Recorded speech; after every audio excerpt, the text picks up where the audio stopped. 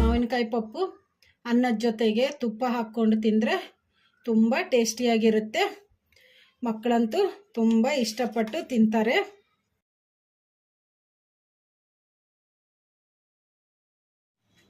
ಮಾವಿನಕಾಯಿ ಪಪ್ಪಿಗೆ ಬೇಕಾಗಿರುವ ಪದಾರ್ಥಗಳು: ನಾನು ಒಂದು ಸಣ್ಣ ಮಾವಿನಕಾಯಿ ತೊಗೊಂಡಿದ್ದೀನಿ. ಇದನ್ನು ಸಿಪ್ಪೆ ತೆಗೆದು ಸಣ್ಣದಾಗಿ ಕಟ್ ಮಾಡಿ ಇಟ್ಕೊಂಬಿಡೋಣ. 1 ಕಪ್ಪು ತೊಗರಿಬೇಳೆಯನ್ನು ಕ್ಲೀನಾಗಿ ತೊಳೆದು ಒಂದು ಅರ್ಧ ತಾಸು ನೆನೆಸಿಟ್ಕೊಂಬಿಡೋಣ. ಹಸಿಮೆಣಸಿನ್ಕಾಯಿ ಒಂದು 4 ಹಸಿಮೆಣಸಿನ್ಕಾಯಿ ತೊಗೊಂಡಿದ್ದೀನಿ. ಒಂದು ಸಣ್ಣ ಗಡ್ಡೆಯಷ್ಟು ಬೆಳ್ಳುಳ್ಳಿ ತೊಗೊಂಡು ಸಿಪ್ಪೆ ಸುಲಿದು ಜಜ್ಜಿಟ್ಕೊಂಡಿದ್ದೀನಿ. ಈ ಥರ ನಾನು ಒಂದು ಮೀಡಿಯಮ್ ಸೈಜು ಉಳ್ಳಾಗಡ್ಡಿ ತೊಗೊಂಡಿದ್ದೀನಿ. ಅದನ್ನು ಈ ಥರ ಕಟ್ ಮಾಡಿ ಇಟ್ಕೊಂಡಿದ್ದೀನಿ ಕ್ಲೀನಾಗಿ ತೊಳೆದು. ಕೊತ್ತಂಬರಿನ ಕ್ಲೀನಾಗಿ ತೊಳೆದು ಈ ಥರ ಸಣ್ಣದಾಗಿ ಕಟ್ ಮಾಡಿ ಇಟ್ಕೊಂಡಿದ್ದೀನಿ. ಕರಿಬೇವು, ಖಾರ ಪುಡಿ, ಅರಿಶಿನ ಪುಡಿ, ಸಾಸಿವೆ ಜೀರಿಗೆ, ಉಪ್ಪು, ಒಗ್ಗರಣೆಗೆ ಎಣ್ಣೆ, ಮಾವಿನಕಾಯಿಗೆ ಸಿಪ್ಪೆ ತೆಗೆದು ಈ ಥರ ಸಣ್ಣದಾಗಿ ಕಟ್ ಮಾಡಿ ಇಟ್ಕೊಂಡಿದ್ದೀನಿ. ಈ ಥರ ತೆಳ್ಳಗೆ ಕಟ್ ಮಾಡ್ಕೋಬೇಕು. ಈಗ ಅರ್ಧ ತಾಸು ಆಗಿದೆ. ತೊಗರಿಬೇಳೆಯನ್ನು ಕ್ಲೀನಾಗಿ ತೊಳೆದು ನೆನೆಸಿಟ್ಕೊಂಡು ಈಗ ಈ ತೊಗರಿಬೇಳೆಯನ್ನು ಕುಕ್ಕರಿಗೆ ಹಾಕ್ಕೊಂಡು ಕುದಿಸ್ಕೊಂಬಿಡೋಣ. ಈಗ ನಾನು ಒಂದು ಕುಕ್ಕರ್ ತೊಗೊಂಡಿದ್ದೀನಿ. ಕುಕ್ಕರಿಗೆ ನೆನೆಸಿಟ್ಕೊಂಡಿರೋ ತೊಗರಿಬೇಳೆ ಹಾಕೋಣ. ಕುಕ್ಕರ್ಗೆ ತೊಗರಿಬೇಳೆ ಹಾಕ್ಕೊಂಡಿವಲ್ಲ, ಈಗ ಇದಕ್ಕೆ ನೀರು ಹಾಕೋಣ. ನಾವು ಯಾವ ಕಪ್ಪಿಂದ ತೊಗರಿಬೇಳೆ ತೊಗೊಂಡಿದ್ರೆ ಅದೇ ಕಪ್ಪಿಂದ 2 ಕಪ್ ನೀರು ಹಾಕೋಣ.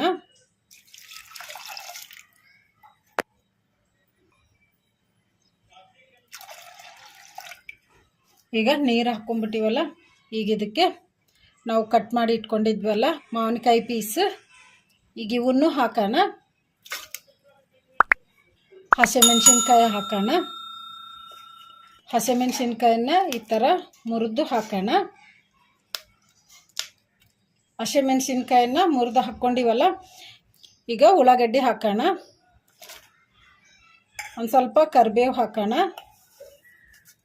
ಒಂದು ಅರ್ಧ ಸ್ಪೂನಷ್ಟು ಅರಿಶಿನ ಪುಡಿ ಹಾಕೋಣ.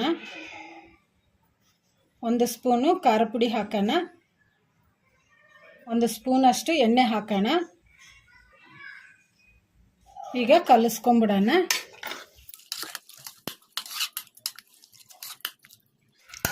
ಕಲಿಸ್ಕೊಂಬಿಟ್ಟಿವಲ್ಲ, ಈಗ ಇದಕ್ಕೆ ಕುಕ್ಕರ್ ಮುಚ್ಚಳ ಮುಚ್ಚಿಟ್ಬಿಡೋಣ.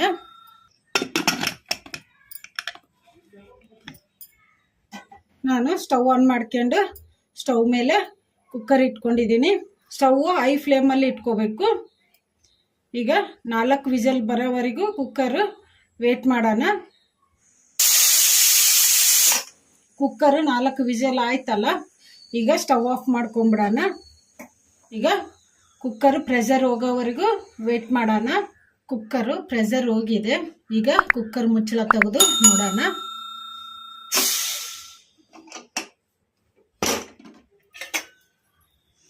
ಕಲಿಸ್ಕೊಂಬಿಡೋಣ. ಚೆನ್ನಾಗಿ ಮೆತ್ತಗೆ ಕುದ್ದು ಬಿಟ್ಟಿದ್ದಾವೆ ಬೇಳೆ. ಈಗ ಬೇಳೆ ಮೆತ್ತಗೆ ಕುದ್ದು ಬಿಟ್ಟಿದ್ದಾವಲ್ಲ, ಈಗ ಈ ಬೇಳೆ ಮಸಿಯೋ ಕೋಲಿಂದ ಮಸ್ತ್ ಬಿಡೋಣ.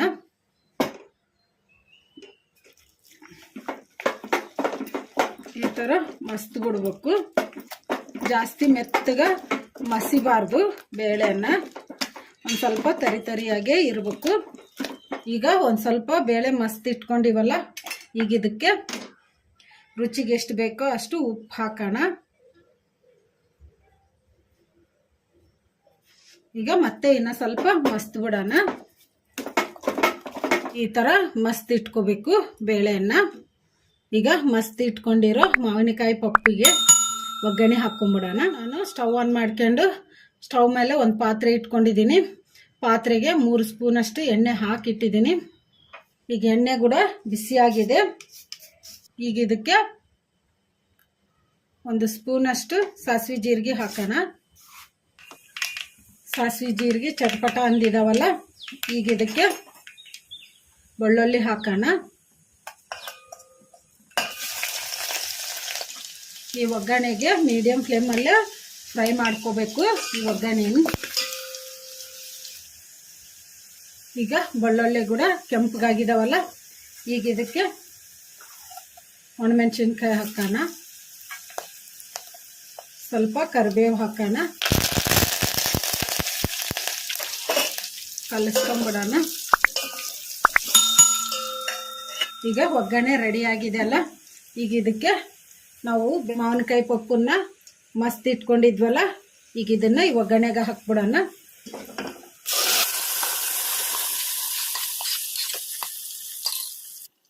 ಕಲಿಸ್ಕೊಂಬಿಡೋಣ. ಈಗ ನಿಮಗೆ ಇಷ್ಟು ಮಂದಕ್ಕೆ ಬೇಡ ಪಪ್ಪು ಅಂದರೆ ಇನ್ನು ಒಂದು ಗ್ಲಾಸ್ ನೀರು ಹಾಕ್ಕೊಂಡು ಕುದಿಸಿ ಹಾಕ್ಕೋಬೋದು ಈ ಬೇಳೆಗೆ.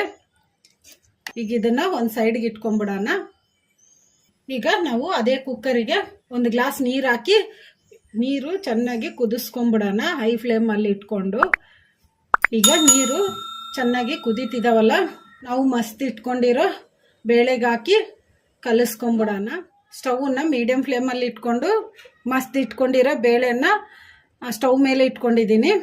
ಈಗ ಕುದಿಸಿಟ್ಕೊಂಡಿರೋ ನೀರನ್ನು ಬೇಳೆಗೆ ಹಾಕಿ ಕಲಿಸ್ಕೊಂಬಿಡೋಣ.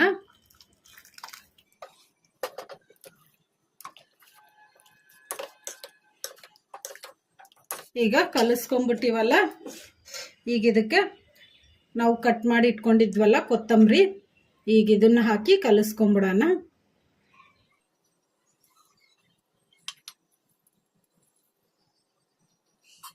ಈಗ ಕಲಿಸ್ಕೊಂಬಿಡೋಣ. ನೀವು ಬೇಕಂದ್ರೆ ಒಗ್ಗರಣೆಗ ಹಿಂಗು ಕೂಡ ಹಾಕ್ಕೋಬೋದು. ನಾವು ನೀರು ಯಾಕೆ ಸಪ್ರೇಟಾಗಿ ಕುದಿಸ್ಕೊಂಡು ಬೇಳೆಗೆ ಹಾಕಿದ್ದೀವಿ ಅಂದರೆ ತಣ್ಣಗಿರೋ ನೀರು ಹಾಕಿ ಕುದಿಸ್ಕೊಂಡ್ಬಿಟ್ರೆ ಬೇಳೆ ಅಷ್ಟು ಟೇಸ್ಟ್ ಬರಲ್ಲ. ಅದಕ್ಕೆ ನಾವು ಸಪ್ರೇಟಾಗಿ ಕುದಿಸ್ಕೊಂಡು ನೀರು ಆಮೇಲೆ ಹಾಕಿವಿ. ನೀವು ಬೇಕಂದ್ರೆ ಇನ್ನೂ ಸ್ವಲ್ಪ ನೀರು ಹಾಕಿ ಮಾಡ್ಕೋಬೋದು. ಮಂದಕ್ಕೆ ಬೇಡ ಅಂದರೆ ನೀರು ಥರ ಮಾಡ್ಕೋಬೋದು. ನಾನು ಸಾಕು ಇಷ್ಟು ಅಂತ ನಾನು ಇಷ್ಟು ಮಾಡ್ಕೊಂಡಿದ್ದೀನಿ. ಈಗ ರೆಡಿಯಾಗಿದೆ ಮಾವಿನಕಾಯಿ ಪಪ್ಪು. ಈಗ ಸ್ಟವ್ ಆಫ್ ಮಾಡ್ಕೊಂಬಿಡೋಣ. ನೀವು ಪಪ್ಪಿಗೆ ನೀರು ಹಾಕ್ಕೋಬೇಕಾದ್ರೆ ಪಪ್ಪು ಹುಳಿ ಜಾಸ್ತಿ ಇದ್ದರೆ ಒಂದು ಸ್ವಲ್ಪ ಜಾಸ್ತಿ ನೀರು ಹಾಕ್ಕೋಬೇಕು. ಇಲ್ಲ ಅಂದರೆ ಹುಳಿ ನೋಡಿಕೊಂಡು ನೀರು ಹಾಕ್ಕೋಬೇಕು, ಜಾಸ್ತಿ ಹಾಕ್ಕೋಬಾರ್ದು. ಈ ಥರ ಇಷ್ಟು ಮಂದಕ್ಕಿದ್ರೆ ಸಾಕು ಪಪ್ಪು. ನೀವು ಇನ್ನೂ ಮಂದಕ್ಕೆ ಬೇಕಂದ್ರೆ ಮಾವಿನಕಾಯಿ ಸ್ವಲ್ಪ ಕಡಿಮೆ ಹಾಕ್ಕೋಬೇಕು. ಈಗ ರೆಡಿಯಾಗಿದೆ ಮಾವಿನಕಾಯಿ ಪಪ್ಪು. ಈ ಮಾವಿನಕಾಯಿ ಪಪ್ಪು ಅನ್ನದ ಜೊತೆಗೆ ತುಪ್ಪ ಹಾಕ್ಕೊಂಡು ತಿಂದರೆ ತುಂಬ ಟೇಸ್ಟಿಯಾಗಿರುತ್ತೆ. ಮಕ್ಕಳಂತೂ ತುಂಬ ಇಷ್ಟಪಟ್ಟು ತಿಂತಾರೆ. ಯಾಕಂದರೆ ಮಕ್ಕಳಿಗೆ ಮಾವಿನಕಾಯಿ ಅಂದ್ರೇ ತುಂಬ ಇಷ್ಟ. ಅದರಲ್ಲಿ ಮಾವಿನಕಾಯಿಯಿಂದ ಪಪ್ಪು ಮಾಡಿದ್ದೀವಂದರೆ ಇನ್ನೂ ಇಷ್ಟಪಟ್ಟು ತಿಂತಾರೆ. ಮಾವಿನಕಾಯಿ ಪಪ್ಪಿಂದ ಇನ್ನು 2 ತುತ್ತು ಇನ್ನೂ ಜಾಸ್ತಿನೇ ತಿಂತಾರೆ ಮಕ್ಕಳು, ತುಂಬ ಇಷ್ಟಪಟ್ಟು. ತುಪ್ಪ ಹಾಕಿ ತಿನ್ನಿಸಿದ್ರೆ ಇಷ್ಟಪಟ್ಟು ತಿಂತಾರೆ. ನೀವು ಟ್ರೈ ಮಾಡಿ, ಮನೆಯಲ್ಲಿ ಎಲ್ಲರೂ ಇಷ್ಟಪಡ್ತಾರೆ. ಮಕ್ಕಳಂತಲೇ ಅಲ್ಲ, ದೊಡ್ಡವರು ಎಲ್ಲರೂ ಇಷ್ಟಪಟ್ಟು ತಿಂತಾರೆ ಮಾವಿನಕಾಯಿ ಪಪ್ಪು. ಇದು ಮಾವಿನಕಾಯಿ ಕೂಡ ಸೀಸನ್ನಲ್ಲಿ ಮಾತ್ರ ಸಿಗೋದು. ಅದಕ್ಕೆ ನೀವು ಟ್ರೈ ಮಾಡಿ. ಮಾವಿನಕಾಯಿ ಪಪ್ಪು ಮನೆಯಲ್ಲಿ ಎಲ್ಲರೂ ಇಷ್ಟಪಟ್ಟು ತಿಂತಾರೆ.